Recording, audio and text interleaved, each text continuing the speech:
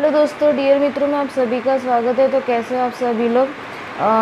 Hopefully आप ठीक होंगे, एग्ज़ाम की प्रिपरेशन में काफ़ी व्यस्त होंगे। तो दोस्तों, लास्ट टाइम हमने एमलॉग के फर्स्ट चैप्टर के बारे में पढ़ा था, जो कि उसका इंट्रोडक्शन था। आज भी मैं एमलॉग का ही यहाँ पे लेक्चर लेने जा रही हूँ, जो कि सेकंड चैप्टर का है, condition and warranty.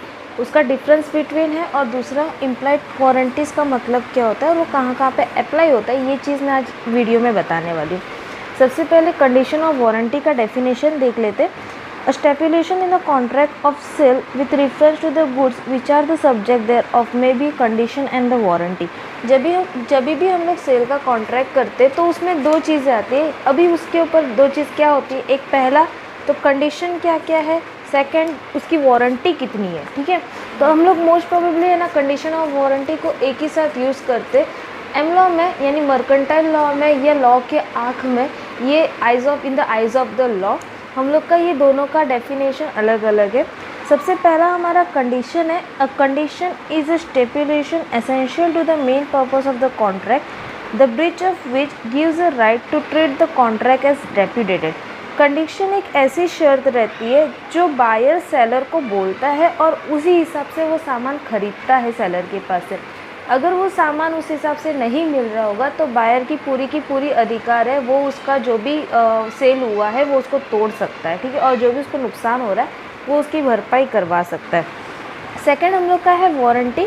A warranty is a stipulation collateral to the main purpose of the contract, the breach of which give rise to the claim for the damage, but not a right to reject the goods and treat the contract as repudiated. Warranty का मतलब जो है वो हम लोग के condition के बाद आता है। वारंटी का मतलब क्या होता है, जब भी हम कोई सामान खरीदते हैं तो उसका टाइम पीरियड दिया जाता है कि ये इतने टाइम तक चलता है। अगर वो उस हिसाब से वो टाइम पीरियड के हिसाब से नहीं चल रहा होगा, बीच में कई सामान में डिफेक्ट आ गया, तो जो बायर रहेगा उसको जो भी नुकसान हो रहा है वो सेलर उसको भरपाई करके दे देगा। ये हम लोग का डिफरेंस बिटवीन हो गया कंडीशन ऑफ वारंटी का। ओके, अब कंडीशन ऑफ वारंटी का डिफरेंस बिटवीन दिया हुआ है हम लोग के बुक में। एसेंशियल जो हम लोग ने डेफिनेशन पढ़ा वही इसके अंदर सबसे पहले। Second, right breach of condition will terminated the contract. हम लोग का कॉन्ट्रैक्ट जब भी कंडीशंस रहता है तो अगर कंडीशन पूरी नहीं हो रही है तो सेलर और बायर के दोनों के कॉन्ट्रैक्ट्स टूट जाते हैं। वारंटी में breach of contract can not result into the termination of the contract but can give rise to only damage. यहाँ पे कॉन्ट्रैक्ट टूटता नहीं है, सिर्फ जो भी नुकसान हुआ है उसका भरपाई हम लोग को करना पड़ता है। Third option, breach of condition can be treated as a breach of warranty. Breach of condition हम ब्रीच ऑफ वारंटी भी बोल सकते हैं क्योंकि उसके अंदर वारंटी भी इन्वॉल्व होती है। और सेकंड में वारंटी कभी भी हम लोग का कॉन्ट्रैक्ट नहीं बन सकता, ये कंडीशन नहीं बन सकता। ओके, अब उसके बाद हम लोग देखेंगे कि इसका इम्प्लाइड वारंटी या इम्प्लाइड कंडीशन क्या क्या है। In a contract of sale of good act और sale of good, condition and warranty में भी एक्सप्रेस और इम्प्लाइड। हम लोग के कॉन्ट्रैक्ट ऑफ सेल में दो टाइप के कंडीशंस या वारंटीज होती है, एक एक्सप्रेस होता है, दूसरा हम लोग का इम्प्लाइड कंडीशन एंड वारंटी होती है। एक्सप्रेस कंडीशन एंड वारंटी जहाँ पे बायर खुद अपने तरीके से बताता है कि मेरे को ये सामान चाहिए, मतलब वो खुद डिस्क्रिप्शन देता है सामान का और उस हिसाब से सेलर को वो सामान बनाने बोलता है, उसको हम लोग एक्सप्रेस कंडीशनल और वारंटी बोलते हैं।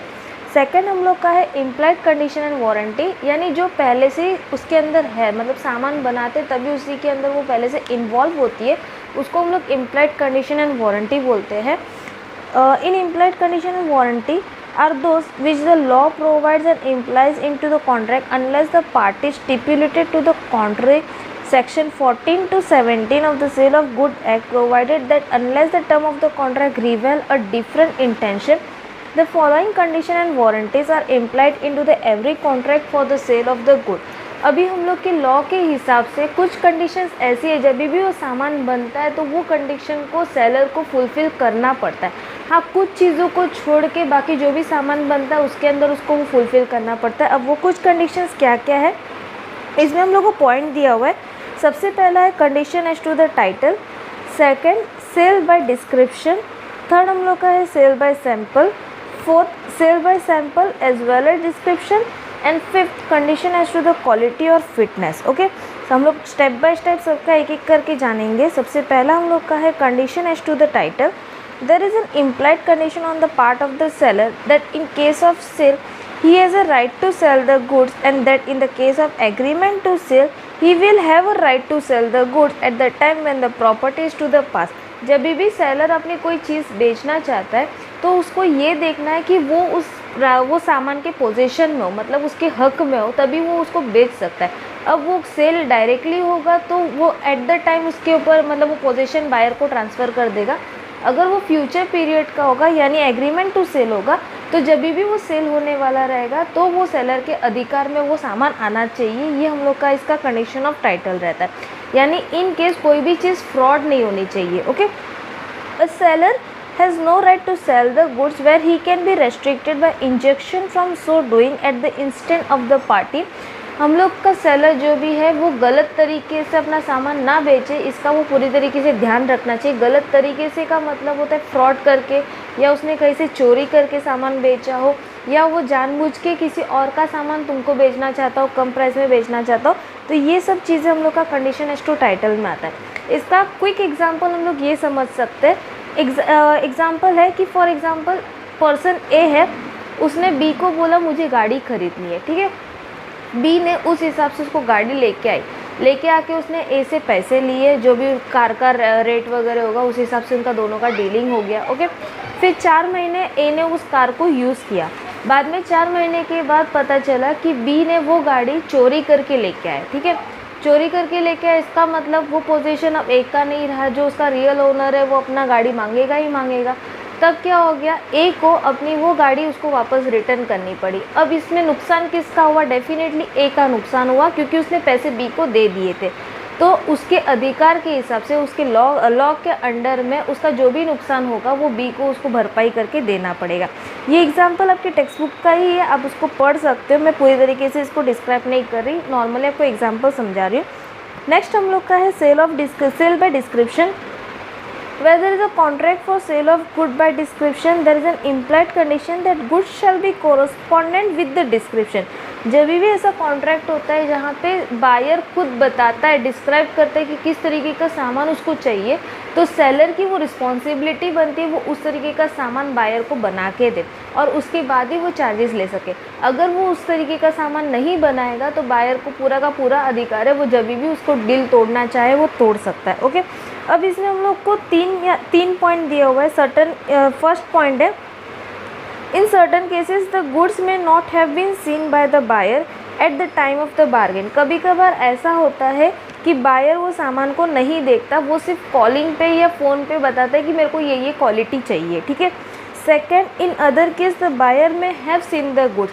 कभी कभार ऐसा होता है बायर खुद जाके सामान चेक करता है, क्वालिटी चेक करता है और उस हिसाब से वो सेलर को बताता है मुझे ये क्वालिटी का सामान चाहिए। Third, while in other the packing of the goods में एज्यूम सम इम्पॉर्टेंस। थर्ड केस में ऐसा है कि बायर खुद किसी मतलब अंदर की क्वालिटी से ज़्यादा वो बाहर की पैकिंग के ऊपर भी इम्पोर्टेंस देता है, तो वो सेलर को उस तरीके का पैकिंग भी करने बोलता है और सेलर को जैसे बायर बोलेगा वैसे वो सारा काम करके देना पड़ता है। ओके, थर्ड हम लोग का है sale by sample. In the case of the contract for sale by sample there is an implied condition. जब भी कॉन्ट्रैक्ट सेल बाय सैंपल हो रहा है तो उसमें 3 कंडीशन कंपलसरी फुलफिल होनी चाहिए। सबसे पहला condition, that the bulk shall correspondent with the sample in quality. जो भी हम लोग बुल्क बेच रहे हैं, बुल्क का मतलब होता है ह्यूज क्वांटिटी में। ओके, जब भी सामान ह्यूज क्वांटिटी में बेच रहे तो जो सैंपल हम लोग ने प्रोवाइड किया था यानी सेलर ने जो सैंपल प्रोवाइड किया था उस क्वालिटी का ही सामान वो बुल्क में आना चाहिए। Second, that the buyer shall have reasonable opportunity of comparing the bulk with the sample. Buyer को कुछ टाइम मिलना चाहिए ताकि वो बुल्क को वो सैंपल के साथ कंपेयर कर सके, हर क्वालिटी को कंपेयर कर सके, ठीक है। Third, that the goods shall be free from any defect rendering them unmerchantable which will not be apparent on a reasonable examination of the sample. जो भी सामान उसने ख़रीदा है तो वो सामान डिफेक्ट के बिना होना चाहिए या उसमें कुछ डिफेक्ट नहीं होना चाहिए। ऐसा डिफेक्ट जो तुरंत दिख ना सके। ओके, कुछ डिफेक्ट ऐसे रहते हैं जो तुरंत दिखते, कुछ डिफेक्ट ऐसे रहते हैं जो हम लोग को तुरंत देख नहीं सकते, वो कस्टमर के पास पहुंच जाने के बाद वो डिफेक्ट बाहर आता है। तो जो भी हम लोग का डिफेक्ट्स रहता है वो तुरंत ना दिखे, ये मर्चेंटेबिलिटी का सबसे मेन रोल रहता है। ओके, अब आपके इम्पॉसिबिलिटी के लिए मैं आपको एक छोटा सा एग्जाम्पल देना चाहती हूँ ताकि आप इसको ईजिली समझ सकें। इसमें आप एग्जाम्पल के रूप में ले सकते हो, जैसे मैं किसी चीज़ में मैं कोई सामान बाई कर रही हूँ, फॉर एग्जांपल राइस में बाई कर रही हूँ। ओके, अब वो राइस मैं सेलर को बोलूँगी कि 100 kg ऑफ राइस मेरे को चाहिए विथ सर्टन सैंपल। उसने जो सैंपल लेके आए थे उस सैंपल में से मैंने एक सैंपल सिलेक्ट किया और मैंने उसको बोला कि ये सैंपल का मेरे को राइस लेके आके देना, ठीक है। अब उस बंदे ने मेरे को राइस लाके दिया, 100 kg ऑफ राइस आ गया। उसके बाद मैंने सारी क्वांटिटी क्वालिटी सब कुछ चेक की, उसको ज़ीरो डिफेक्ट करके मान लिया। अब उसके बाद जब वो सामान मैं बेचने गई, कस्टमर के पास वो सामान पहुंचा, पता चला कि कुछ राइस में यानी कुछ बोरी के अंदर कीड़े लग पड़े, ओके। तो इसकी वजह से क्या हो जाएगा, कॉन्ट्रैक्ट टूट जाएगा और मेरे को जो भी नुकसान होगा मैं किससे भरपाई करूँगी, जो सेलर होगा उससे भरपाई करूँगी। तो इस तरीके से सेल बाय सैंपल का मतलब यही रहता है कि जब भी हम लोग जो सैंपल बोलते हैं उस सैंपल के हिसाब से सेलर नहीं बना के देता तो कॉन्ट्रैक्ट टूट सकता है और जो नुकसान होता है वो बायर को वो भरपाई करके देता है। हाँ, डेफिनेटली इसके बीच में कुछ टाइम पीरियड रहता है जहाँ पे बायर अपने क्वालिटी वगैरह को चेक कर सकता है, ओके। फोर्थ हम लोग का है sale by sample as well as description. where there is a sale by sample as well as description, it is not sufficient that the bulk of the goods correspond with the sample only but must also correspond with the description section 15, okay. जब भी हम लोग का सामान sale by sample as well as description होता है तो ऐसा ज़रूरी नहीं है, इसमें सिर्फ वो चीज़ नहीं आती कि हम लोग जो सामान है उसको बुल्क के साथ कंपेयर करें, बल्कि इसमें एक और चीज़ आती है कि जो डिस्क्रिप्शन हम लोग ने दिया है वो डिस्क्रिप्शन भी पूरा हो, फुलफिल्ड हो सेलर की तरफ से, वो देखा जाएगा। अगर ऐसा नहीं हुआ तो कॉन्ट्रैक्ट टूट सकता है और जो नुकसान होता है वो भरपाई मिल सकती है, ओके। इसमें एग्जाम्पल नंबर 2 में आपके लिए पढ़ रही हूँ। A sells to B 5 parcel of foreign refined crude oil warranted only equal to the sample. A ने बी को 5 पार्सल बेचे रूड ऑयल के, फॉरेन रिफाइंड रूड ऑयल के, ठीक है। अब उसने जैसे सैंपल बोला था उस तरीके का ही सैंपल उसको चाहिए था। The sample consist of rape oil mix with hemp oil. उसमें जब हम लोग ने ऑयल को यूज़ किया तब ऑयल में कुछ मिक्स मतलब मिलावट आ गई थी, ठीक है। The oil turned correspond with the sample, और वो सैंपल की तरह नहीं था, but it is not such as is known in the market as foreign refined oil. वो और जैसे मार्केट में बोला जाता है फॉरेन रिफाइंड ऑयल, तो उस तरीके की क्वालिटी का नहीं था। तो इसमें बी का पूरा अधिकार है, वो अपने कॉन्ट्रैक्ट को रिजेक्ट कर सकता है, ओके। फिर उसके बाद है condition as to the quality और fitness. There is no implied warranty और condition as to the quality और fitness for the particular purpose of goods supply under a contract of sale except as follow. कोई implied condition नहीं रहती, कोई warranty है fitness की, लेकिन कुछ चीज़ों को छोड़ के फिटनेस आता है, ओके। अब वो फिटनेस कहाँ पे आता है, condition as to the fitness where the buyer expressly or by implication makes known to the seller the particular purpose for which the goods are required, so as to show that the buyer relies on the seller's skills or judgment and the goods are of description which is in the course of seller's business to supply. There is an implied condition that the goods shall be reasonable fit for such purpose. जब buyer expressly या implication से बोल रहा है मुझे ये तरीके का सामान चाहिए, मेरे को ये पर्पस के लिए सामान चाहिए, और सेलर उस हिसाब से, सेलर उसमें अच्छा है, वो बायर इसके लिए उसके पास गया, सेलर उस हिसाब से उसको सामान निकाल के देता है, तो उसको हम लोग बोलते हैं condition as to the quality और फिटनेस, ओके। अगर उसने उस हिसाब से सामान नहीं निकाल के दिया और समझो फ्यूचर में कभी उसका नुकसान हो गया तो उसका जो भी भरपाई होगा वो सेलर को पे करना पड़ेगा। इसमें बहुत ही अच्छा एग्जाम्पल दिया हुआ है।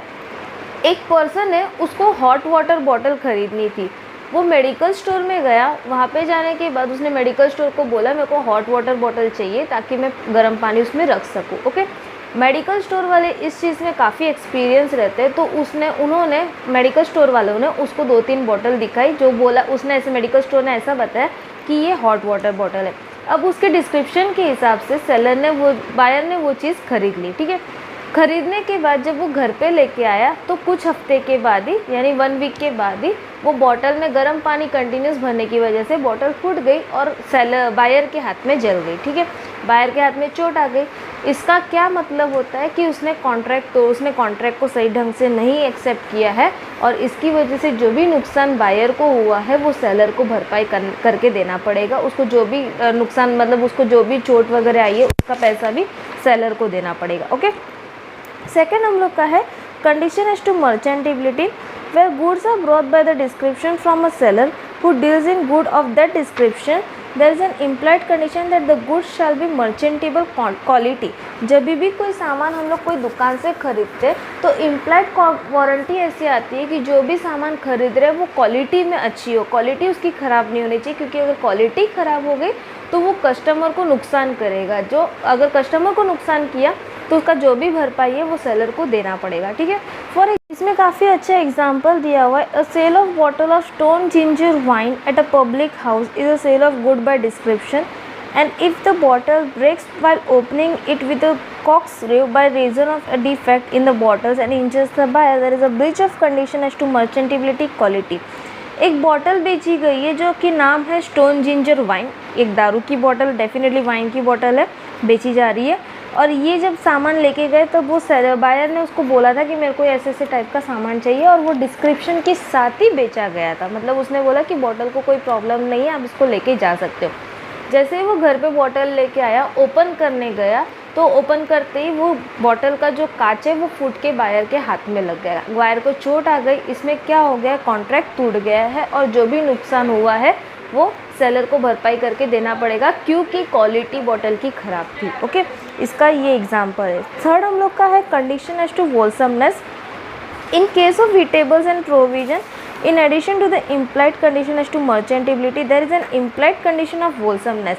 जब हम लोग का खाने वगैरह की चीज़ आती है तो उसमें मर्चेंटेबिलिटी यानी क्वालिटी के साथ साथ वोलसमनेस भी इम्प्लाइड कंडीशन होता है। वोलसमनेस का मतलब क्या होता है, मतलब जो क्वालिटी बेची जा रही है वो अच्छी क्वालिटी होनी चाहिए, इसकी वजह से ही आपके पास कस्टमर्स आएंगे, वरना आपके पास कस्टमर्स नहीं आएंगे।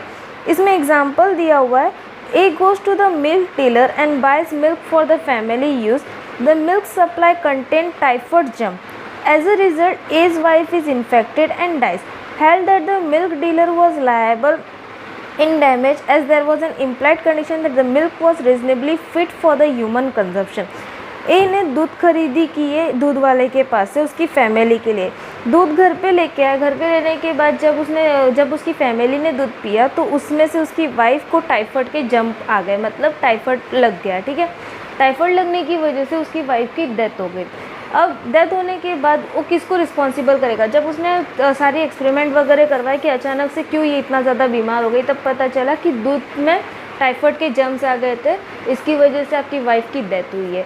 तो इसमें कौन रिस्पॉन्सिबल हुआ? डेफिनेटली जो दूध बना रहा है वो रिस्पॉन्सिबल हुआ, क्योंकि जब भी हम लोग खाने पीने की चीज़ें बनाते तो उस टाइम पे वो जो खाने की चीज़ें बना रहे हैं वो कोशिश करनी चाहिए कि वो हेल्थ के लिए अच्छी हो, लोगों के हेल्थ के लिए अच्छी हो, उसके साथ साथ वो उन लोग को कहीं डेथ के सिचुएशन में ना पहुंचा दे, ये उन लोग को ध्यान देना पड़ता है। ये इम्प्लाइड वारंटी रहता है।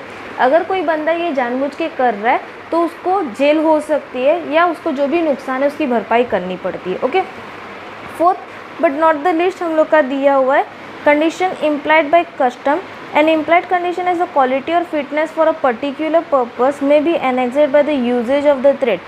An express condition does not negative a condition implied by this act unless inconsistent thereby। कोई कंडीशन कस्टम के थ्रू हो रही है तो वो भी हम लोग को पूरी करनी पड़ती है, अगर वो पूरी नहीं हुई है तो भी हम लोग का ब्रीच ऑफ कॉन्ट्रैक्ट हो सकता है। तो दोस्तों यहाँ तक हम लोग ने देख लिया कि किस तरीके से ये इम्प्लाइड कंडीशन हम लोग के चलते हैं। ये क्वेश्चन आपके एग्जाम्स में काफ़ी टाइम पूछे जा चुके हैं। होपफुली आपको समझ आया होगा। अगर आप अपने आप से भी एग्जाम्पल डालोगे तो भी कोई प्रॉब्लम नहीं है। बस ये याद रखना सेक्शंस ज़रूर डालना, क्योंकि सेक्शन के हिसाब से ही आपको लॉ में मार्किंग मिलेंगे, ठीक है।